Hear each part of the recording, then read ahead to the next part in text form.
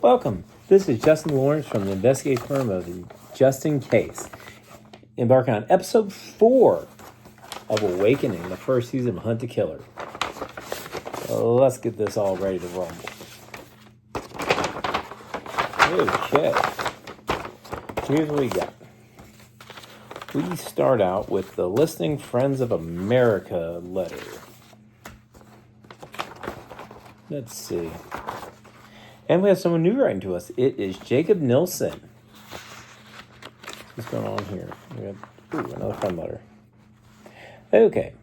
Dear listening friend, as you may be aware, certain changes have been taking place at Listening Friends of America here at the Darlington facility. I have been appointed to replace our former Vice President, George Madsen. While I do wish the circumstances under which I rose to this position would have been different, I will do my best to continue the LFOA mission. I know I speak for all of us in the LFOA family when I say our hearts go out to the Madsen family and we pray for George's return in one piece. George's return? I wonder where he is. For now, we're on to bigger and better things. I have decided to implement a reward system for our residents here. Good behavior deserves recognition, and in special cases, I will be allowing input from residents regarding their views of daily operations. I think that a closer relationship with the administration will benefit everybody. In fact, we already have our first success story. I wonder who that is. Could that be John William James? Who knows? And this is from Jacob Nilsson. He's been the one that's been inspecting our packages the last several weeks. Well, we suspect there was a big change in the... Do they sign these? Let's see. Let's take a look. Oh. Actually, I may have an answer this time. Okay. So that was the Listening Friends letter. Now, we have the John William James letter. Okay, this comes, of course, out of our envelope. It says friend on it.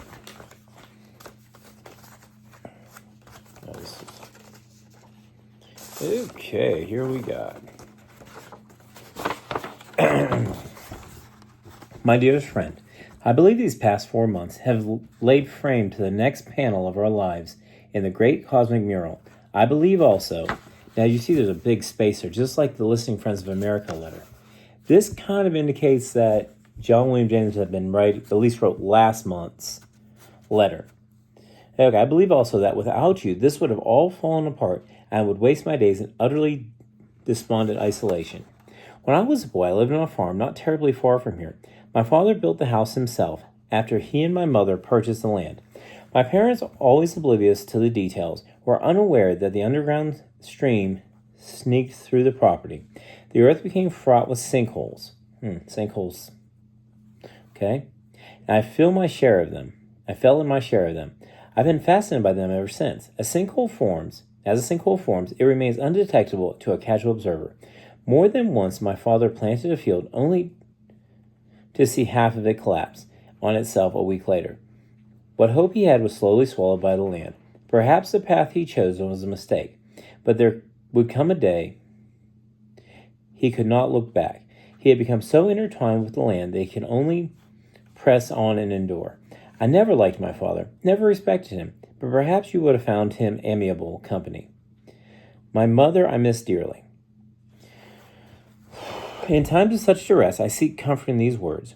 When that April with the showers, showres, suit, the drought of March hath perched to the root, and bathed every vein, which liquor, of which virtue endangered in its flower.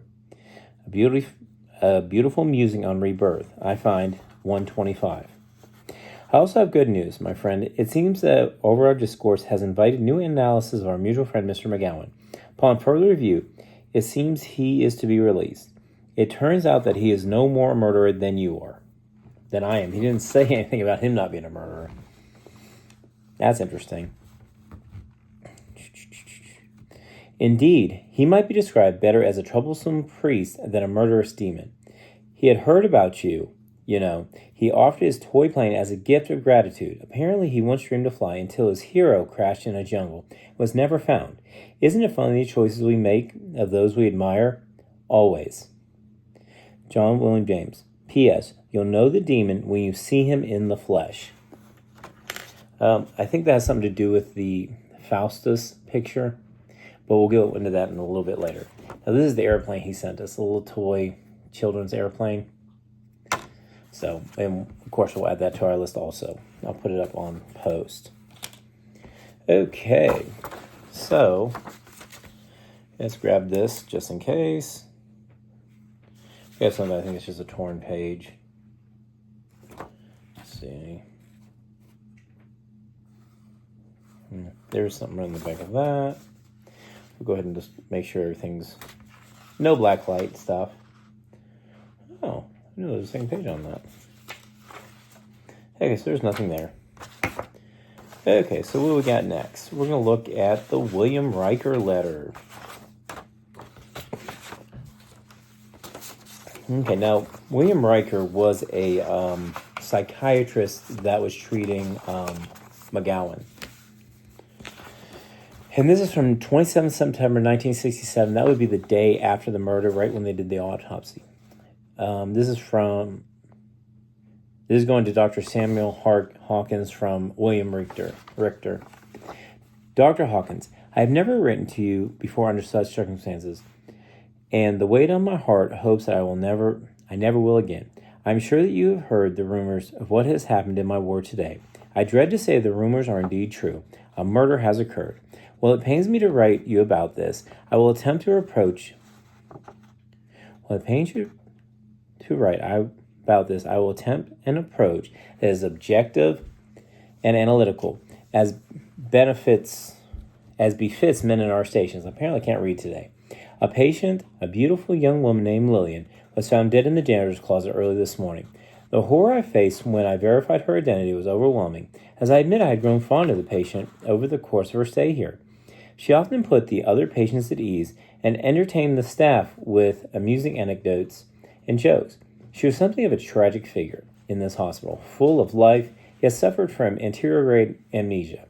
Anterograde means you can't develop new memories. It's your short-term memories do not turn into long-term memories. Okay? The loss of such a bright star is altogether a most unfortunate event.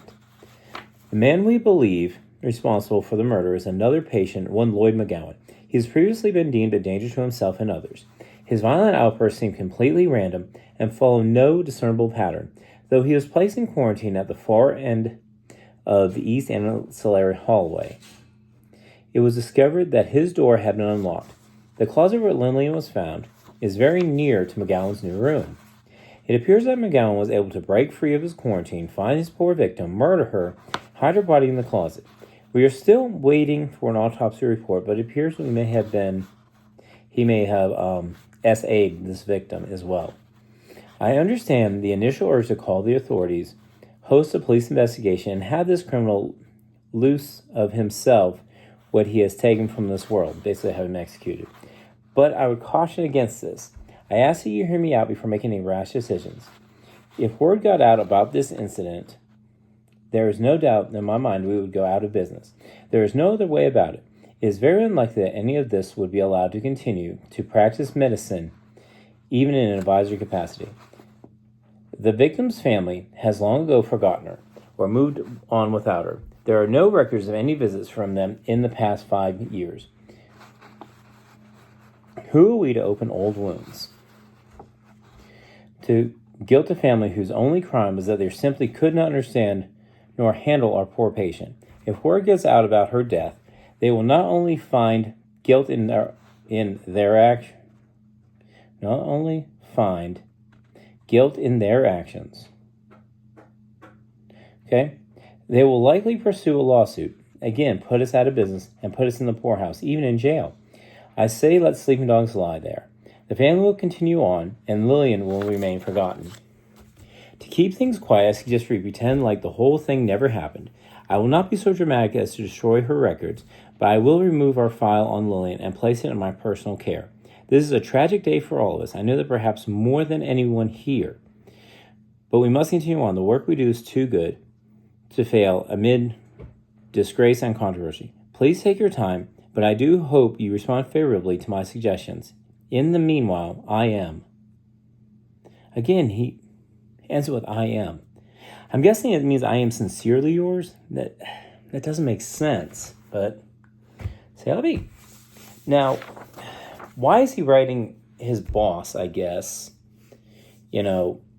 over this particular thing if he didn't have it involved? And this one makes me think that Richter was involved. Okay. Next we have is this is called the Faustus thing. I'm going to post a picture of it online. And on the back it says, non sequi sus sequitur canis austeri veritas. Okay? Which means, I wrote this down earlier, which means, don't follow the swine, let the dog show the truth. So, and if you look at this demon,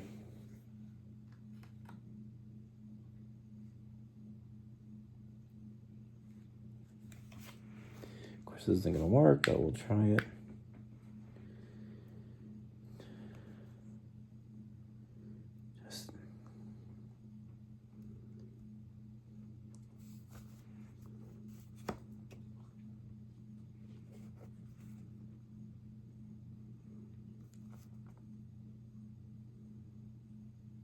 Supposed to be a name, which is Richter. Richter is written as the demon. See if I can get on camera, but I doubt I'll be able to. And this is Faustus. Okay, now the story of Faustus is, let's take a look. Okay, this is a play of Faustus. It's an insight between John William James and McGowan. Because remember in the letter it said something about, in fact, I'll grab it just so I don't misquote it.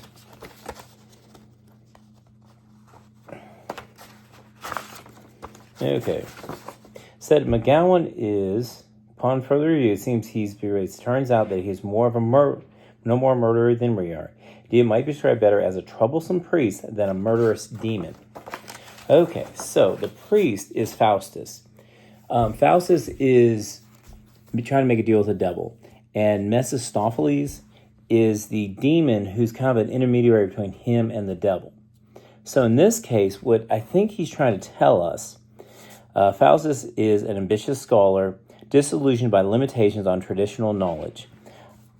He's insatiable thirst for power and understanding, leads him to make a deal with the devil. Okay? Now, Mephistopheles, an intermediary servant of Lucifer, tries to dissuade Faustus from making a deal with the devil.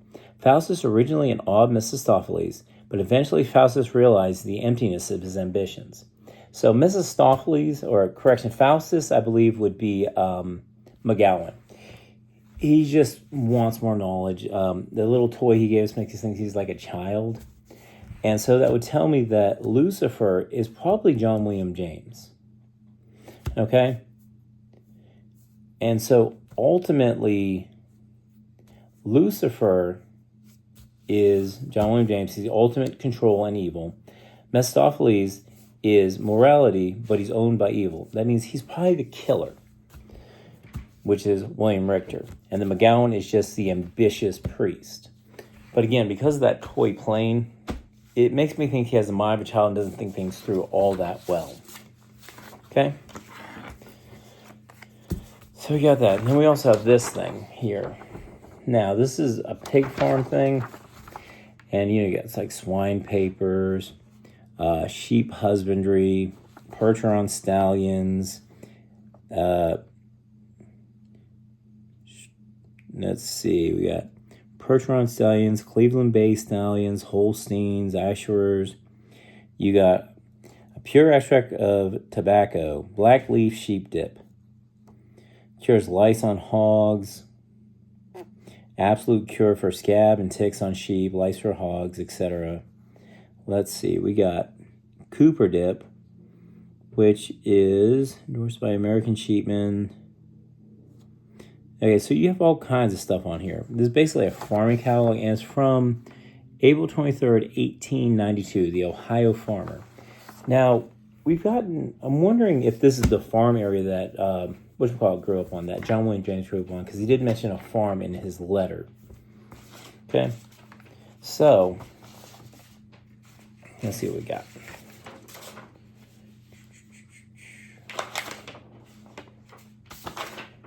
Okay, so I guess that's pretty much all we have to go on at the moment. Now,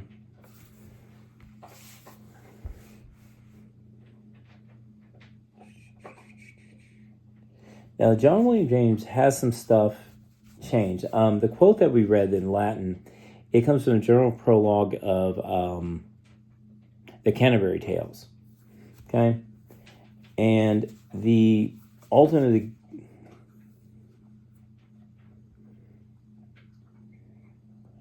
it comes from the Canterbury Tales. Okay, and ultimately, these tales in this general introduction, 125 included, is natural cycles, how they influence human behavior. The alternate spellings and whatnot is showing the highlighting is when Chaucer highlights the evolution of language.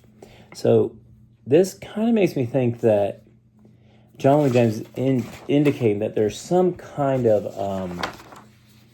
evolution happening, some kind of change happening.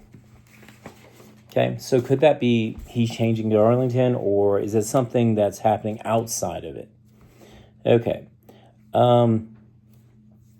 Now, the lines highlights spring arrival. Things like showers, it's April's nourishment. Droughty represents the dryness. Purged is a penetration, relates to transformation and of enlightenment. Vine is life and vitality. Liquor is a liquid nourishment related to seeking knowledge and fulfillment. So all of these things also have deeper meanings if you look at the context of the Canterbury Tales. Okay, now, they both instances from the Canterbury Tales, the one he gave and the verse 125, they both imply a physical and a personal rebirth. Now, when we're talking about rebirth, is he talking about, just hypothetically rebirth, or is he trying to indicate that something's about to change? Is he about to escape? Is he about to die? What's going to happen? Okay. Let's see. So now we go to the inspector notes. This is JN023.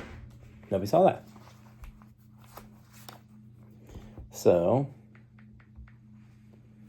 take a look.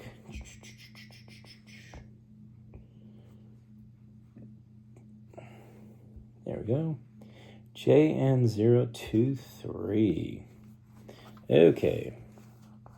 We are going to scroll through. Oh, there's the archives. Why am I here? Okay. Oh, let's see. Happy 25th anniversary. Employee Spotlight, Dr. Henry Kohler. So, Riddle Corner. I don't think that applies to us. Let's see. Was this a summer newsletter? Summer's here.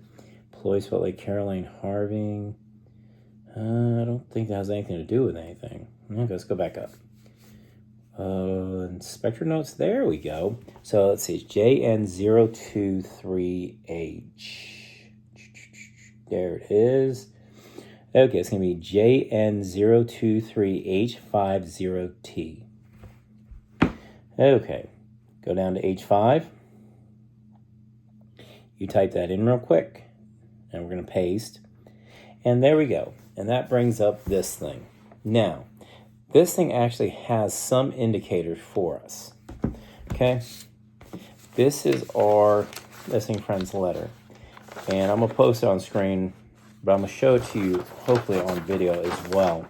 If you look, remember how I said last time that I thought the writing had changed?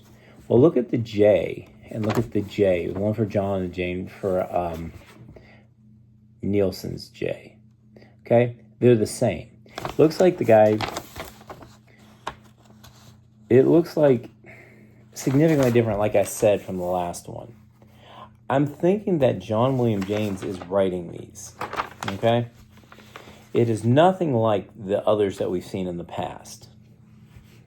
Okay? So, now on here we get, Listening Friends of a Later, it's quite clear that the circumstances surrounding Madsen's disappearance are quite mysterious. We have a Faustus print. It says something amazing. The story of Dr. Faustus, a man who who craves a solution to his something only to make new ones. Finds problems with his problems. Or next we have the Ohio farmers thing. I didn't write these down. Grr. Okay, here we have an interesting bit of history. One of the something classics. How strange the advertisements are. There's quite a bit away from Darlington, but I suppose to scan the map at which one looks. I guess that's the sign you should use your magnifying glass. Okay, McGowan's airplane. What a strange man he was. There was a pilot's name, I think it was Paul Redbluff. I don't know if there's a relationship. There could be. Dr. Richter's letter was strange, almost like he was protesting too much. So he could very well be the one that off that young lady. Mr. James is elegant as ever. Once again, he's really speaking highly of Mr. James. Okay? So, where do we stand at the end of episode 4? Madsen is missing, but we suspect John William James killed him with the bloody pen. Now remember, the two we thought was Madsen or McGowan. Well, we know McGowan's getting released, so he wasn't the one killed. So we suspect that Madsen was killed by that bloody pen they gave us last time. Nilsson is now in charge, but it appears John William James is his own inspector and perhaps is writing our listening friends letter, again because of that space. Okay? John says we'll know the demon when we see him in the flesh. On the Faustus picture, the demon is labeled Richter. So McGowan made a deal to try to deal with his demons, only to find worse ones. So the deal he made was probably with Richter. And Richter ultimately made it worse. And that would be John William James. Somehow is pointing to him. Richter moved McGowan 6 days before Lillian's murder and spoke lovingly of her. Probably he was the father and he was her killer, would be my guess. So, on that note, I think we've solved everything. There's no real puzzles in this one. So I will catch you on the flip side. Catch you on the next episode, episode 5.